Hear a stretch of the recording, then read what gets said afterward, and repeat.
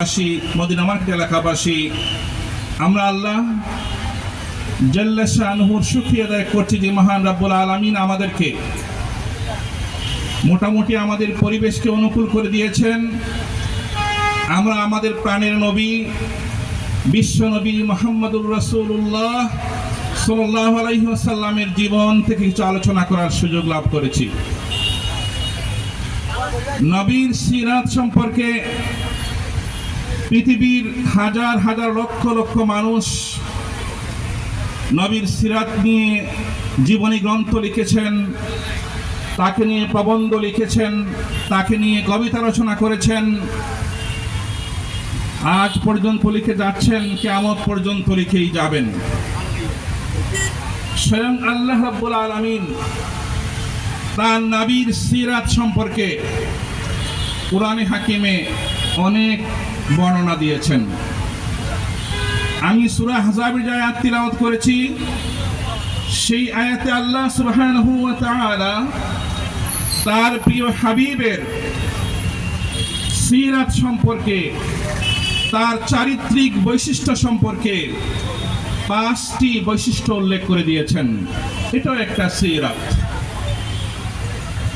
আল্লাহ সুবহানাহু ওয়া তাআলা বলছেন, ইয়া আইয়ুহান নবী, হে আমার নবী, ইন্না আরসালনাকা শাহিদান ওয়া মুবাশশিরান ওয়া নাযীরা ওয়া দাঈয়ান ইলাল্লাহি বিইذনিহি ওয়া সিরাজাম মুনীরা।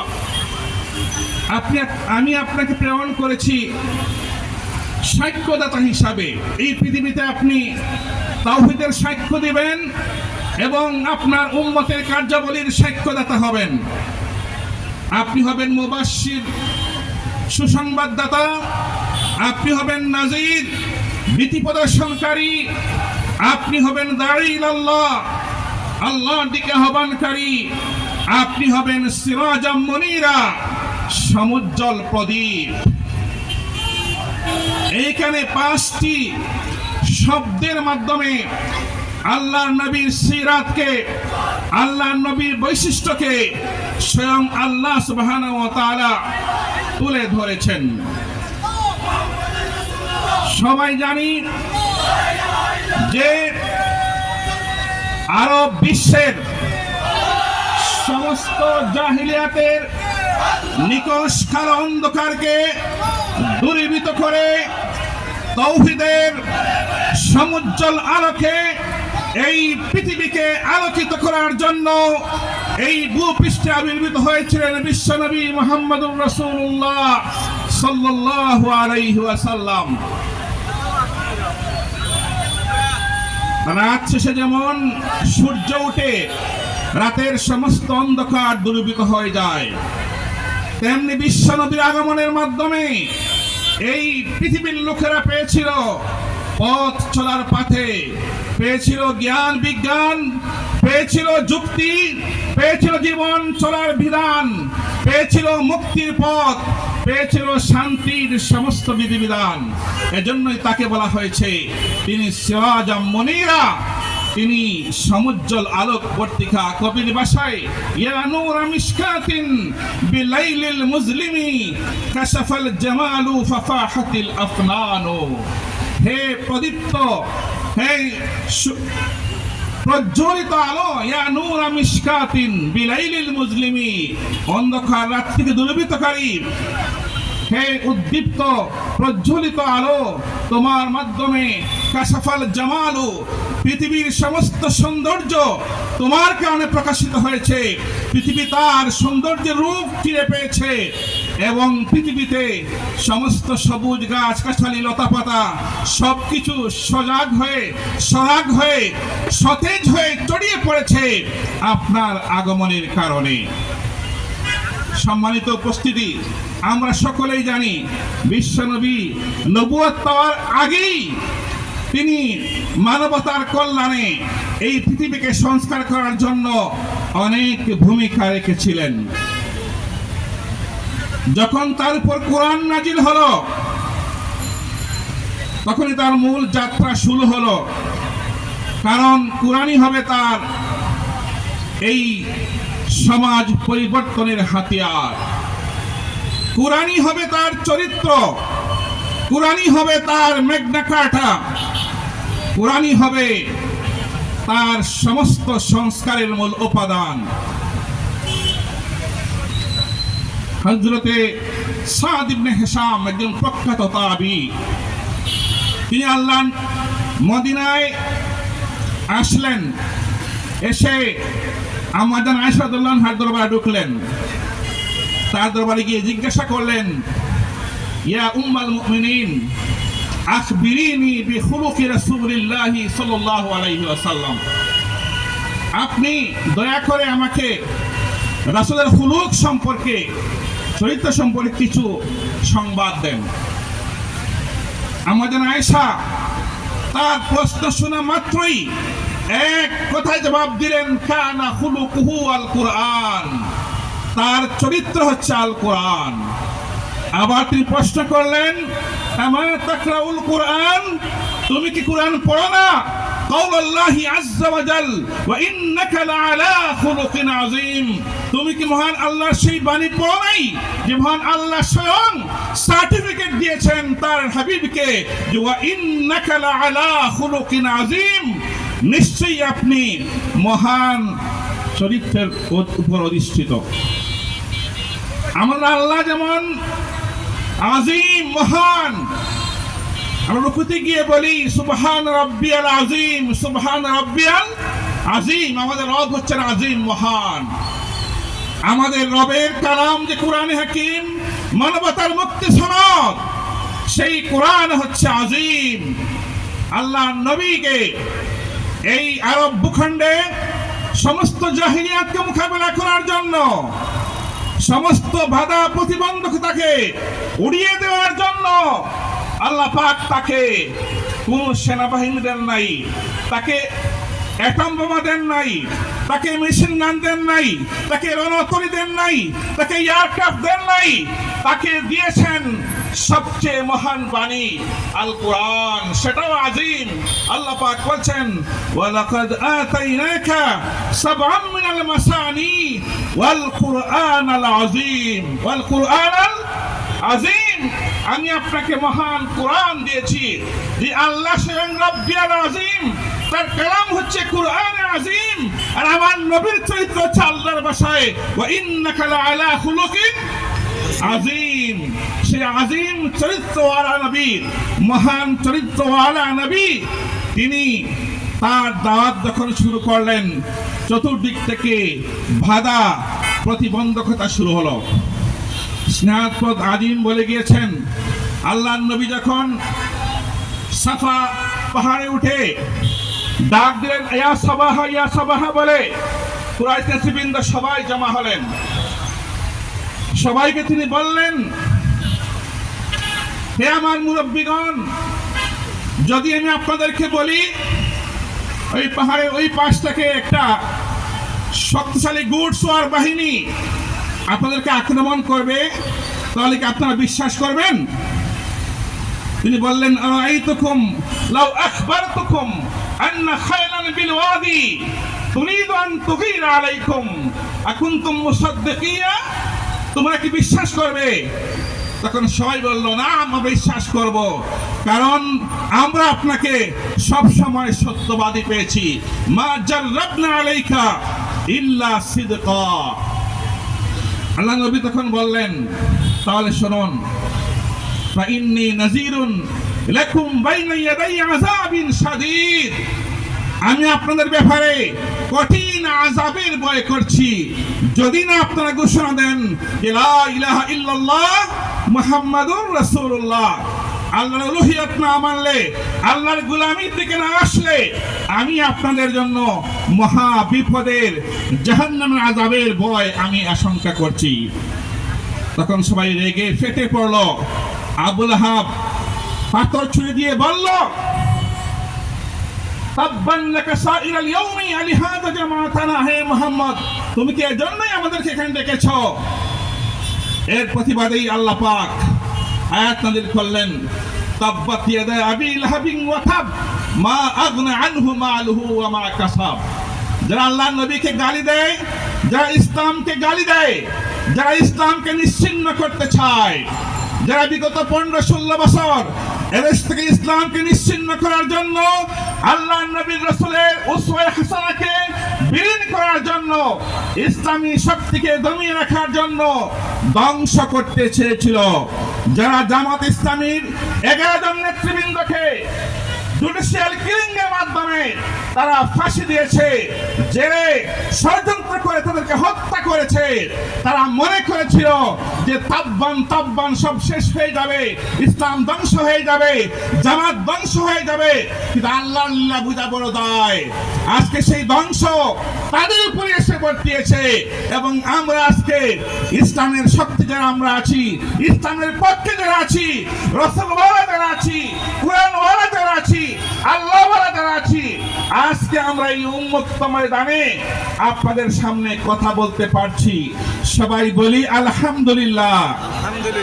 আলহামদুলিল্লাহ। সম্মানিত সুধীবৃন্দ, সম্মানিত হাজিরিনে কেরাম, সেই নবীর ভালোবাসায় উজ্জীবিত হয়ে সেই নবী দাওয়াতের বিরোধিতা শুরু হলো, তায়েফে গেলেন, তার সঙ্গী সাথে আবিসিনিয়া হিজরত করলেন। প্রচন্ড বিরোধিতার তারা অনেকে জেল জুলুমের শিকার হলেন, এমনকি এক পর্যায়ে জীবন নাশের আশঙ্কায় আল্লাহ নবী সাহাবায়ে কেরামদেরকে নিয়ে মক্কা থেকে মদিনায় হিজরত করলেন। এই যে মক্কা থেকে মদিনায় গেলেন, নিজের দেশ, বাড়ি ঘর, ব্যবসা বাণিজ্য সবকিছু ছেড়ে গেলেন। কাকে ভালোবেসে? আল্লাহ নবীকে ভালোবেসে, আল্লাহকে ভালোবেসে। সেই ভালোবাসা অনিবার্য দাবি হিসাবে আল্লাহ নবীর অনুসারী একদল মধ্যে মুজাহিদ সাহাবায়ে কেরাম ইসলামকে সমুন্নত করার জন্য জান প্রাণ বাজি রেখে আল্লাহ নবীকে ছায়ার মতো অনুসরণ করলেন। মদিনাতে গিয়ে শেষ নয়, একের পর এক মক্কা থেকে মদিনাকে আক্রান্ত করা হলো। বদরের যুদ্ধ হলো, উহুদের যুদ্ধ হলো, খন্দকের যুদ্ধ হলো। বদরের যুদ্ধে আল্লাহ নবী যখন মুখোমুখি হবেন, তখন তিনি আশঙ্কার মধ্যে ছিলেন যে এখন কি হবে কি না। এটা কঠিন যুদ্ধ, যে যুদ্ধে লড়তে হবে আপনজনদের সাথে। যারা মক্কা থেকে আসছে তারা তো নিজেরই আপনজন, কারো পিতা, কারো মামা, কারো শ্বশুর, কারো ভাই। এইভাবে এই কঠিন যুদ্ধে কিভাবে মোকাবেলা করা যায়, সাহাবায়ে কেরামদের পরামর্শ চাইলেন। প্রথমে মুহাজিরদের কাছ থেকে পরামর্শ আসলো, আবু বকরের কাছ থেকে, ওমরের কাছ থেকে পরামর্শ আসলো। মুহাজির মিকদাদ বিন আসওয়াদের কাছ থেকে মিকদাদ বলেন, ইয়া রাসূলুল্লাহ, আপনি আমাদের থেকে আশ্বস্ত হবেন, আপনি চিন্তিত হবেন না। আমরা আপনার সঙ্গী, আমরা আপনার অনুসারী। আমরা মুসার উম্মতের মতো বলবো না যে আপনি আপনার রব গিয়ে একা যুদ্ধ করেন। লা নাকুলু কামা ক্বালা কওমু মুসা ইযহাব আনতা ওয়া রাব্বুকা ফাকাতিলা। বরং আমরা ইসলামকে রক্ষার জন্য, আল্লাহর কালিমাকে সমুন্নত করার জন্য, আল্লাহর দ্বীনকে বিজয়ী করার জন্য নুকাতিলু আন ইয়ামিনিকা ওয়া আন শিমালিকা ওয়া বাইনা ইয়াদাইকা ওয়া খালফাকা। আমরা আপনার ডান দিক থেকে যুদ্ধ করব, আপনার বাম দিক থেকে যুদ্ধ করব, আপনার সামনে থেকে, আপনার পিছন থেকে, সকল দিক থেকে প্রতিরক্ষা গড়ে তুলে আমরা ইনশাআল্লাহ ইসলামের বিজয় ছিনিয়ে আনব। গেলাম মুহাজিরদের কথা। এবার আল্লাহ নবী চিন্তা করলেন আনসাররা সাহায্য করবে কিনা। আনসারদের কাছে মতামত চাইলেন। আনসারদের নেতা সাদ ইবনে মুআজ আল আওসি আল আশহারি, তিনি আস্তে করে দাঁড়ালেন, বলেন, ইয়ানা তুরিদু ইয়া রাসূলুল্লাহ, হে রাসূল, আপনি কি আমাদের মতামত চান, আমরা সাহায্য করবো কিনা? বলে, হ্যাঁ, তোমাদের মতামত চাই। তখন সাদ ইবনে মুআজ বললেন, ইয়া রাসূলুল্লাহ, আমান্না বিকা, আমরা আপনার উপর ঈমান এনেছি। ওয়া সাদ্দাকনাকা, আপনাকে সত্য বলে মেনে নিয়েছি। ওয়া শাহিদনা আন্নামা জিতা বিহি হুয়াল হক, আপনি যা নিয়ে এসেছেন তা সত্য বলে সাক্ষ্য দিয়েছি। ওয়া আতাইনাকা আলা যালিকা ওয়াসুকানা, এবং আপনার কথার উপর আমরা বায়াত গ্রহণ করেছি, আমরা শপথ গ্রহণ করেছি। সুতরাং আপনি এই বদরের যুদ্ধে কাফেরদের মোকাবেলায় আপনি যেখানে যাবেন আমরা সেখানে উপস্থিত থাকব। ফামদি ইয়া রাসূলুল্লাহ ইলা মা আরাদতা ফানাহনু মাক, আমরা আপনার সাথে আছি। এমনকি এক পর্যায়ে সাদ ইবনে মুআয বললেন, ওয়াল্লাযী বাসাকা বিল হাক্কি, যিনি আপনাকে সত্য সহকারে প্রেরণ করেছেন তার শপথ করে বলছি, লাউ ইস্তা'রাসতা বিনা হাযাল বাহরা ফাখুজতাহু লাখুজনাহু মাক। ইয়া রাসূলুল্লাহ, যদি ইসলামের বিজয়ের জন্য, আল্লাহর কালেমাকে বুলন্দ করার জন্য, ইসলামকে কায়েম করার জন্য, ইসলামী রাষ্ট্রকে সমুন্নত রাখার জন্য যদি আপনি আমাদেরকে নিয়ে ওই সমুদ্রের মুখোমুখি হন এবং সমুদ্রে ঝাঁপ দিয়ে পড়েন, তাহলে আমরা আপনার সাথে সমুদ্রে ঝাঁপ দিতে প্রস্তুত আছি।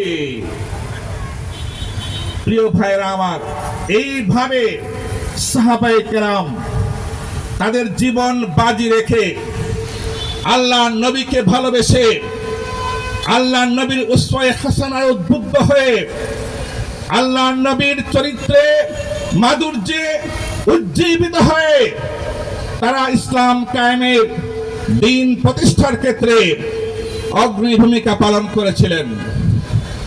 আজকে এই 1400 বছর পরে বাংলাদেশ জামাত ইসলামী আল্লাহর নবীর সেই উসওয়ায়ে হাসানা, যে উসওয়ায়ে হাসানাকে বলা হয়েছে লাকাদ কানা লাকুম ফি রাসূলিল্লাহি উসওয়াতুন হাসানা, নিশ্চয়ই একমাত্র আল্লাহ রাসূলের মধ্যেই রয়েছে সর্বোত্তম জীবন আদর্শ।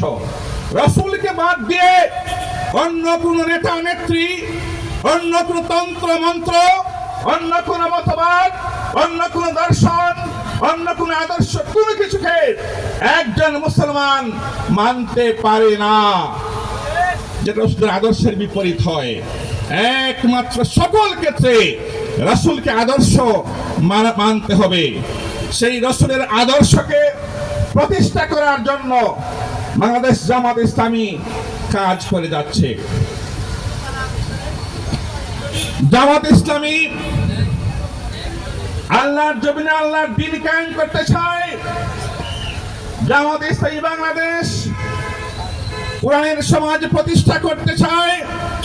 বাংলাদেশ জামাত ইসলামী কোরআন সুন্নাহর শিক্ষায় শিক্ষিত করে একদল সুযোগ্য সৎ নেতৃত্ব প্রতিষ্ঠা করতে চায়। জামাত ইসলামী যারা করে তারা মসজিদে নামাজে থাকে। জামাত ইসলামী যারা করে তারা দুর্নীতির সাথে সম্পৃক্ত হয় না। যারা জামাত ইসলামী করে তারা কোনো সন্ত্রাসী কার্যক্রমে জড়িত হয় না। যারা জামাত ইসলামী করে তারা কোনো টেন্ডারবাজি চাঁদাবাজি কাজে লিপ্ত হয় না। আজকে সমাজে কারা চাঁদাবাজি করে, যারা টেন্ডারবাজি করে, আপনারা সকলেই জানেন। জামাত ইসলামের কোনো কর্মী কোনো ক্ষেত্রে চাঁদাবাজি টেন্ডারবাজি করতে পারে না। জামাত ইসলামের কোনো কর্মী ইফতিজিং করতে পারে না। জামাত ইসলামের কোনো কর্মী অন্যের সম্পদ অন্যায়ভাবে দখল করতে পারে না। জামাত ইসলামের কর্মী সুদ ঘুষের সাথে জড়িত হতে পারে না। জামাত ইসলামের কোনো কর্মী অন্যায় অবিচার জুলুম নির্যাতনের পথ গ্রহণ করতে পারে না। জামাত ইসলামের কর্মী অন্যায় অশ্লীলতা বেহায়াপনার বিরুদ্ধে সর্বদা সোচ্চার থাকে। সমাজ থেকে সমস্ত অনাচার অবিচার জুলুম নিপীড়ন অশ্লীল বেহায়াপনাকে দূরীভূত করে আল্লাহর নবীর উসওয়ায়ে হাসানার শিক্ষায় উজ্জীবিত করে উদ্ভাসিত করে এই সমাজের পরিবর্তন আনতে চায়।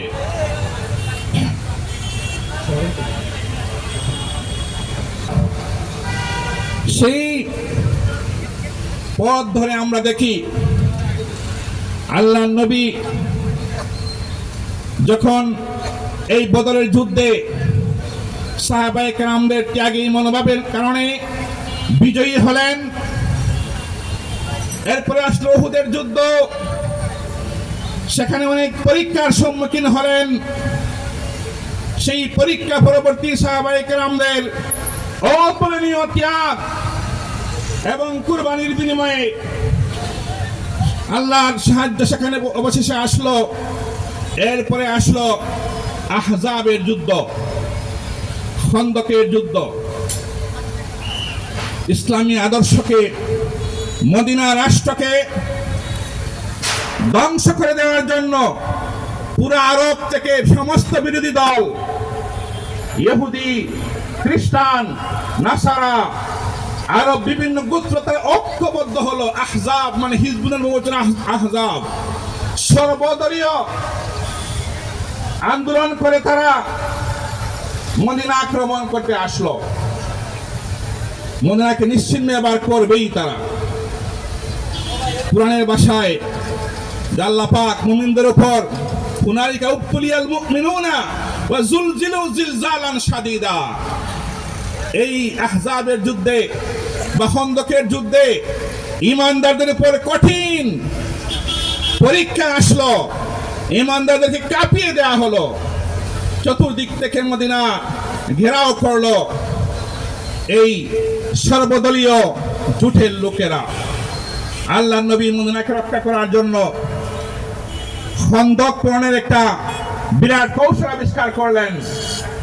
প্রায় 3.5 মাইল লম্বা, 3.5 মাইল লম্বা ব্যাংকার খনন করে মদিনাকে সুরক্ষিত করার চেষ্টা করলেন।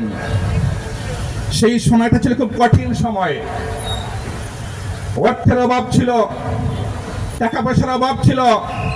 সাহাবায়ে কেরাম না খেয়ে, অনাহারে, অর্ধাহারে, পেটে পাথর বেঁধে দিন রাত সেই ব্যাংকার খনন করছিলেন। আল্লাহর রাসূল স্বয়ং তিনি সাধারণ সৈনিকদের সাথে মিশে কাঁধে কাঁধ মিলিয়ে তিনিও সেই খন্দক খননে, ব্যাংকার খননে একই সাথে কাজ করছিলেন। চিন্তা করেন, আল্লাহর নবী তিনি মদিনার রাষ্ট্রপতি, আবার তিনি ওই খন্দকের যুদ্ধের প্রধান সেনাপতি। রাষ্ট্রপতি হওয়া সত্ত্বেও, প্রধান সেনাপতি হওয়া সত্ত্বেও সাধারণ সৈনিকদের সাথে কাঁধে কাঁধ মিলিয়ে যে ঐক্য, ভ্রাতৃত্ব, শৃঙ্খলা, হৃদ্যতা, ভালোবাসার এবং ইসলামের জন্য ত্যাগ এবং কুরবানির যে নজির স্থাপন করেছিলেন, সেটা ছিল ইসলামের ইতিহাসে অতুলনীয়, যেটা অন্য কোনো আদর্শে কল্পনা করা যায় না। হাদিসে আসছে, আনাস রাদিয়াল্লাহু বলছেন, কানাল মুহাজিরুনা ওয়াল আনসার ইয়ানকুরুনা আত-তুরাব ইয়াহফিরুনা আল-খান্দক ওয়া ইয়ানকুরুনা আত-তুরাব ওয়া হুম ইয়াকুলুন। সাহাবায়ে কেরাম মদিনা রক্ষা করার জন্য আল্লাহর নবীর সাথে কাঁধে কাঁধ মিলিয়ে খন্দক খনন করছেন, ইট বহন করছেন। ওয়া হুম ইয়াকুলুন, এবং তারা বলছেন, তারা সকল দুঃখ বেদনা ভুলে যাওয়ার জন্য, সকল দুঃখ বেদনাকে ভুলে যাওয়ার জন্য তাদের যে শক্তি, তাদের যে পাওয়ার, সেই পাওয়ারকে স্মরণ করে তারা বলছেন, নাহনুল্লাযীনা বায়াউ মুহাম্মাদা, নাহনুল্লাযীনা বায়াউ মুহাম্মাদা আলাল জিহাদি মা বাকিনা আবাদা। আল্লাহু আকবার। তারা বলছেন যে আমরা কারা? নাহনুল্লাযীনা, আমরা হচ্ছি তারাই যারা জিহাদের জন্য, আল্লাহর দ্বীন প্রতিষ্ঠার সংগ্রামে শপথবদ্ধ হয়ে আল্লাহর নবীর কাছে আমরা বায়াত গ্রহণ করেছি। কি গ্রহণ করেছি? বায়াত গ্রহণ করেছি, শপথবদ্ধ হয়েছি। নাহনুল্লাযীনা বায়াউ মুহাম্মাদা আলাল জিহাদি মা বাকিনা আবাদা।